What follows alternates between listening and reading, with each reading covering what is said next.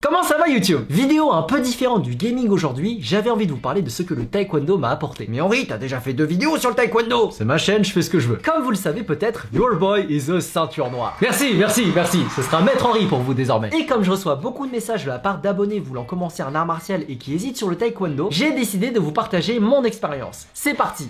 1. Pourquoi j'ai commencé le taekwondo? Il faut que je vous parle d'une époque sombre de ma vie. Une époque qu'aucun d'entre vous n'a entendu parler. La période Henry Breakdancer. Ah, la casquette aussi, le t-shirt Volcom, tu connais. Et quand tu danses, tu te rends très vite compte que la souplesse des jambes, c'est très important. J'ai vu une fois Steve Terada du Quest Crew faire un coup de pied sauté pendant une répète et je me suis dit, je veux faire ça. Et c'est comme ça que je me suis mis au taekwondo. À la base, c'était juste pour compléter le breakdance. Puis après, j'ai fait le hollow back de trop, je me suis niqué un nerf, j'ai dû arrêter. Je devais percer, mais tu connais, ligaments croisés de la nuque. 2. Vos excuses ne sont pas valables. Parmi la multitude de questions que je reçois sur le taekwondo, voici la triforce des prétextes pour ne pas commencer. Je ne suis pas assez souple. Alors celle-là, c'est la numéro 1. C'est un peu comme si je disais, eh mec, viens, on s'inscrit au club de natation. Bah non, je sais pas nager. Mais tu vas apprendre, mon con! T'inquiète pas que ta souplesse, elle va apparaître d'un coup quand ton maître va te faire un plaquage tête genou pendant l'étirement. Ah, il va pop, comme ça. Salut, enchanté.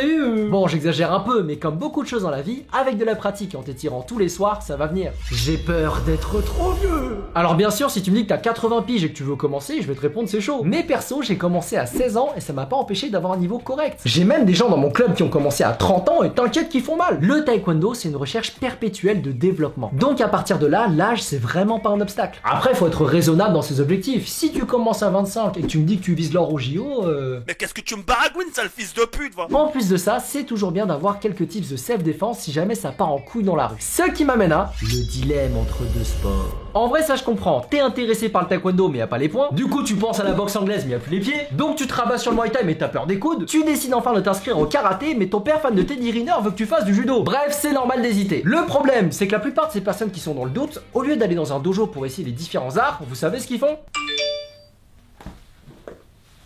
Henri, aide-moi. Hein? Mais les arts martiaux, ça fonctionne pas comme ça. Tu choisis pas un sport de combat comme tu demandes à un pote c'est quoi le meilleur grec de Paname. Je peux pas choisir pour vous les gars, parce que fondamentalement, y a pas de mauvais art. À part le kiai. 3. De débutant à intermédiaire. Ça y est, t'es décidé à faire du taekwondo, t'es à fond. Tu penses taekwondo, tu t'habilles taekwondo, sur Tekken ton main c'est Wareng, tout est parfait. Mais, voici quelques erreurs à ne pas faire qui peuvent vraiment freiner votre progression et ça s'applique aussi bien au taekwondo qu'à d'autres sports de combat. La première erreur, c'est de t'inscrire au club le plus proche de chez toi sans avoir vérifié s'il correspondait à tes objectifs. Parce que chaque maître a sa spécialisation, si t'es plutôt combat et que tu te retrouves dans un club Pumse, tu vas vite te dire c'est quoi cette merde. Réciproquement, si t'as envie d'apprendre à donner des beaux coups de pied et que tu débarques dans un club où tu te fais latter la gueule, au mieux ça va juste freiner ta progression, mais au pire tu rage quitte. Donc choisissez bien votre club, même si ça veut dire plusieurs séances d'essai dans différents clubs. La deuxième erreur, c'est de trop se focaliser sur le passage des ceintures. Certains débutants, au lieu d'apprendre à peaufiner un seul Pumse, bah ils vont essayer d'en apprendre un maximum, mais approximativement pour passer les ceintures plus vite. Le problème, c'est que d'une, leurs Pumse sont moches, et de deux, c'est bien d'avoir une ceinture. Mais c'est encore mieux d'avoir le niveau de la ceinture. En plus, ils vont généralement vite plafonner parce qu'ils auront pas assez bossé les bases. Puis ceux qu'ils auront temporairement distancés vont finir par les rattraper, puis les dépasser. Et c'est comme ça qu'en compète, tu te fais latter par un mec bien moins gradé que toi. Maintenant, pour nuancer, c'est pas que de la faute des élèves ce problème, mais aussi celle des parents qui mettent la pression sur les maîtres. Oh, ce serait bien qu'il ait sa ceinture quand même, ça lui donnerait confiance en lui. Ouais, ça fait 3 ans qu'il est là, il serait temps de lui donner la jaune, non? Si tu le montes pas, je le désinscris, hein. Tu la veux ta thune ou...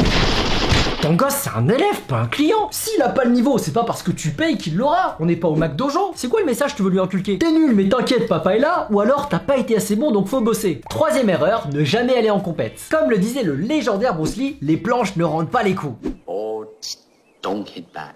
Et faut se prendre des coups pour savoir encaisser. Si tu vas jamais en compète, que ce soit Pumse ou combat, bah tu sauras pas appliquer tes connaissances sous pression. Alors que c'est un peu le but quoi. T'as jamais vu quelqu'un dire je sais trop bien me battre, mais que contre mes potes. Parce que le sparring en club c'est bien, mais tes camarades tu les connais, t'es habitué à leur style, ils te veulent pas de mal. Alors qu'en compète, t'affrontes un mec sur qui t'as aucune info et qui s'en bat les couilles de te casser le nez. C'est aussi comme ça que tu vas comprendre tout l'aspect stratégique d'un combat. Comment gérer ton énergie sur 3 rounds, que faire face à un adversaire plus grand qui te campe, comment bien respirer malgré le protège-dents et les protections lourdes, etc. En plus tout ton club est là pour t'encourager, ça tisse des liens. Vous faites une bouffe juste après ou il te charrie parce que t'as perdu une dent, bref c'est génial.